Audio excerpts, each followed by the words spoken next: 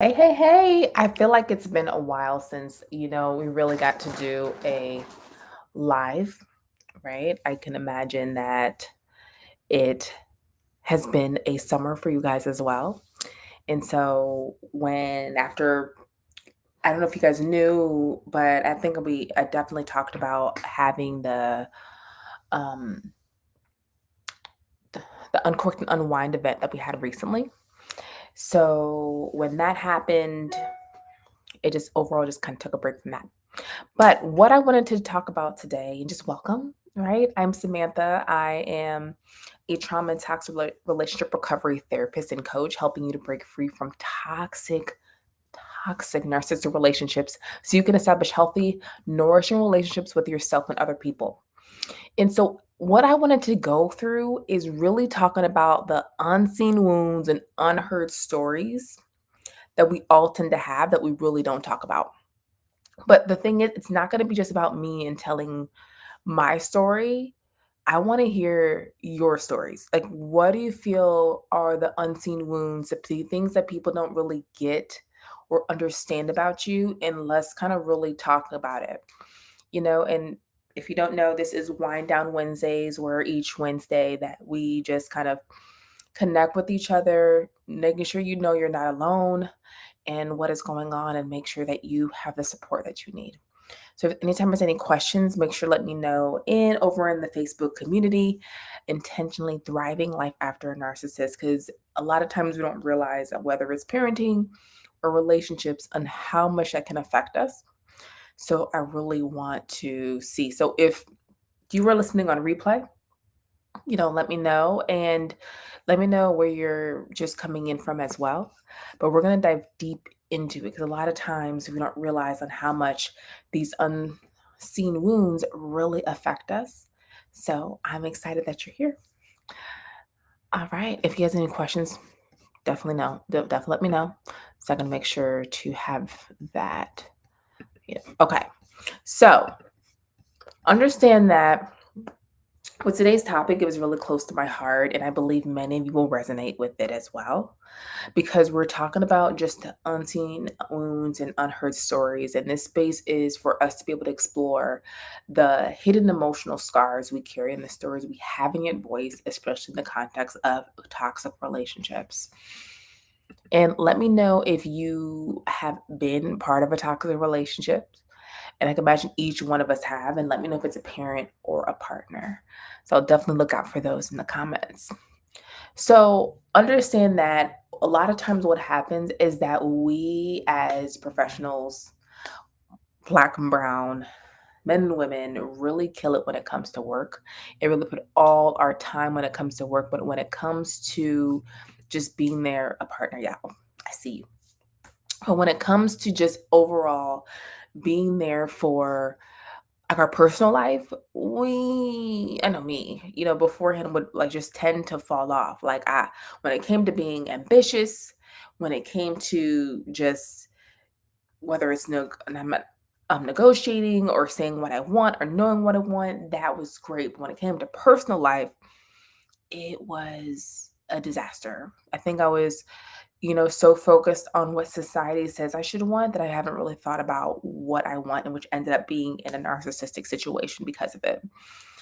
Right. And so a lot of times we don't really understand on how we are dealing with the after effects of emotional abuse, because that's really what it is. It's emotional abuse. And did you guys even realize that was happening during the time? And let me know if you have or you have not. Right. Because a lot of times the after effects and the unseen wounds is that we don't realize we're being emotionally abused. A lot of times we minimize exactly how we feel about something. We're battling the self-doubt, questioning our worth because it gives you through this cycle of feeling like you can't overall be yourself or tiptoe what they want, right? Right. You don't realize it's emotional abuse when you're in it. And then also while managing this high pressure job or being moms, a lot of factors are coming into play that make it so challenging to all work through and still put it like a sane face on, right? So I know that a lot of times when it comes to, getting assistance or getting help, we tend not to ask for it, right? And then we're hurting because we don't want to ask for help, but we feel like we ask for help that we're being a burden on somebody. And let me know if this is you. If it's easy for you to ask for help, this is great. But a lot of times it's so hard for us to be able to even ask, to be able to even ask. And so a lot of times we carry these unseen wounds from experiences from narcissistic partners, high stress environments, and self-sacrificing just how we act towards self-sacrificing behaviors, right? We people please on what the other person wants versus what we want for ourselves. So I want to be able to have a space where you shared your stories. Of course, I won't be giving names, but to know that not alone, right? So giving a brief on was it a narcissistic partner, emotional abuse, like what are the things that you went through, the effects that you went through that people who were close to you didn't really get to see. Right. So give you time to be able to write that, whether you're on replay or live. I want your time to be able to write that for yourself to really be able to let us know that we're not the only one going through it. Because a lot of times we won't even talk about it. So while you're writing, I will take time to kind of go deeper into it. So what I want us to be able to understand is that I want to be able to list on just some of the unseen wounds and going deeper into it.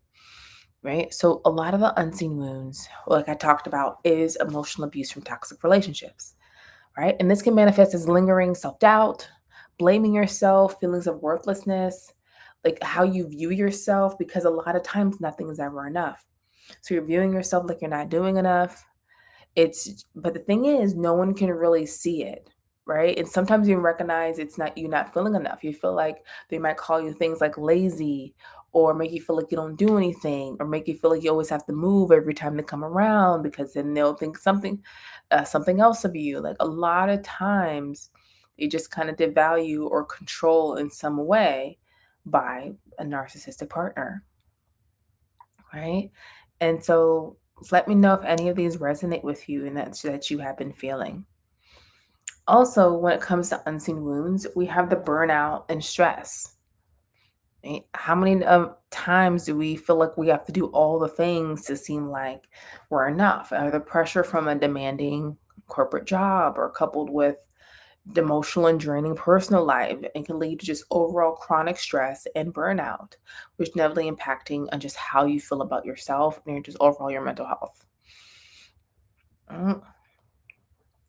And sometimes it depends where we're working at. We have to deal with the people at work, right?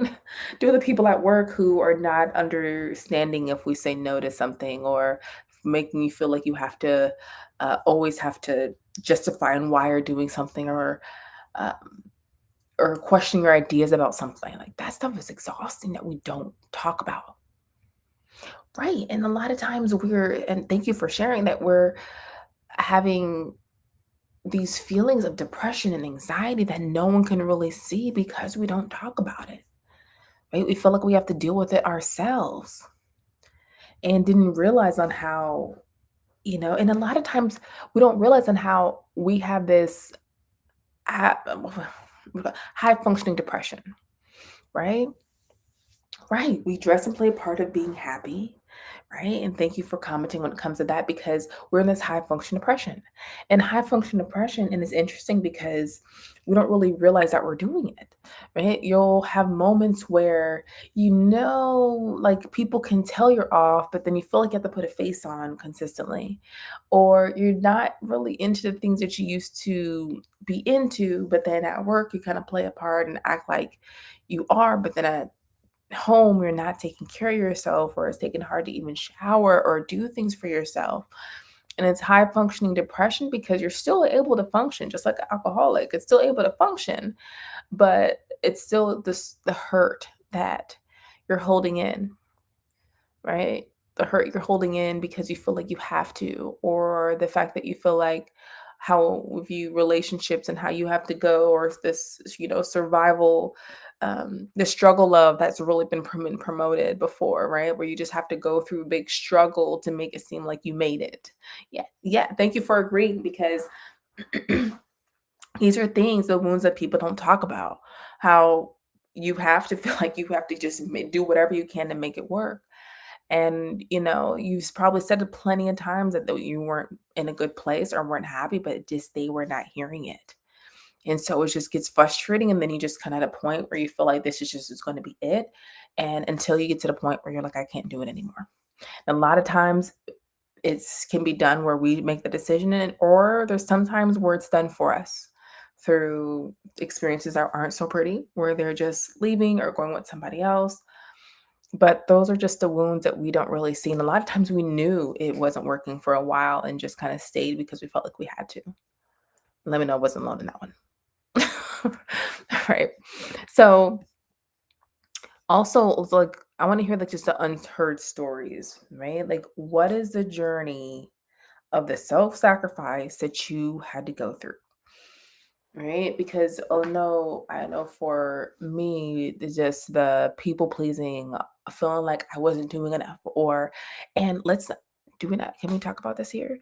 Like I know for me, when it came to just overall Christianity and the churches I was being a part of and feeling like I had to, I wasn't justified for having to divorce even where I was going through.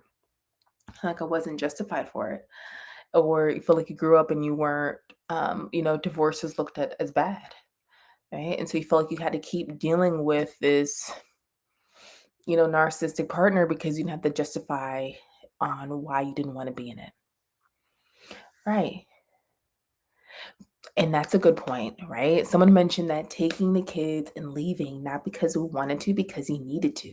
And can we talk about this here on how a lot of us, and let me know if this is you, because this was me at one point too, where it felt like I had to stay because of the kids, right? And let me know if I'm alone in that. Like, yes, we had this. We must have the same church. Like all most churches are like that, but it feels like, oh, you had to go through a process, or this is part of it, or you pray about it. I'm not saying that anything's wrong with praying, but the thing is, you can pray and pray and pray, but if someone's not willing to change, do you just stay and suffer in the process? And the fact that they just kind of push that is makes you feel like you're doing something wrong by choosing yourself or you're being selfish, right? But let's go back to the kids comment too, because that was a good one. That's the unseen wounds or unheard stories on how many times we stay because we feel like we're helping with the kids. And the thing is, understand that you're showing how what it looks like to love you and staying, right? Right. Right? And someone said, "Yes, I did until I realized I did not want my children to see this." We have to realize that we think it is doing the kids a good service by staying there, but understand it's gonna hurt regardless. Whether you're showing what love looks like in this environment, whether it is, a lot of times one is over functioning for the other. So you could still have a partner inside the house, but, if the woman or man is over functioning, it's going to look like that it's going to be just kind of difficult at first if you feel like you're not able to do it. But the things we think we're blaming it on the kids, you cannot blame it on the kids. You have to be able to show what love looks like, even if it's love that you're giving yourself. The fact that you're not letting someone talk to you that way or treat you that way or make you feel like you're not enough. Like that stuff is what shows the kids and you're choosing you despite, and then showing them what relationships look like. Because even look at us, right? A lot of times we go into relationships that we've seen as we have been growing up in our childhood. I didn't want, oh, good point. I didn't want them to heal from childhood trauma. Yes. Right. And I think what we have to understand when it comes, which unheard story that people don't talk about, we have to understand when it comes to childhood trauma, you don't know what's going to be picked up. I feel like we have a lot of control over things and we do the best that we can, but you really don't know what's going to be picked up, right? There could be a moment where you feel as though um, the fact of somebody didn't say that they love you in a moment, like say mom didn't say I love you in a moment that you really needed her to, and then you felt like you weren't enough. Like you really don't know what will be picked up no matter what. So you just do the best that you can when it comes to that, but also understand that are you showing them what love looks like? Would you want them to have a love look like that? And really thinking about that. Right. So I love being able to hear your just unheard stories and the unheard wounds because a lot of people don't realize is that we use a lot of different excuses to kind of stay in these places, whether it comes to friends or friendships, to that justifies us being here. Right. And so if you have any questions about this or have a situation or want to be able to express your story and have a question about it, we can do Q&A and just kind of keep up when it comes to that. And because I want to be able to hear more from you guys, right? More for you just to be able to show up for yourselves, to know you're not alone in this process. I know it can be difficult. I know exactly what it feels like. That's why I do the work that I do because I know what it feels like. So let me know. Let me know your questions if you want to talk about something that has been on your mind, if you haven't been have a struggle that you've been having. Know that this is a space where we can be able to talk about it, where I can show up on Wednesdays to be able to get our just wind down Wednesdays, have a discussion. I didn't bring my tea today, but just overall just kind of be there for each other. Know that, I have been trying to kind of trying to see what challenges to do for you guys and content to put out for you guys. So if you have any ideas of what you want to see, definitely let me know so we can be able to do that. And understand that I want you to be able to just kind of show up for yourself. Like, I need you to be able to take up space. Tell the stories of people who can be able to hear you, right? Take up space in your life because we need you. Right? If there's any other questions, I know I've been on here long. I'm trying to keep it short for you guys so you can be able to have your time, have your Wednesday night.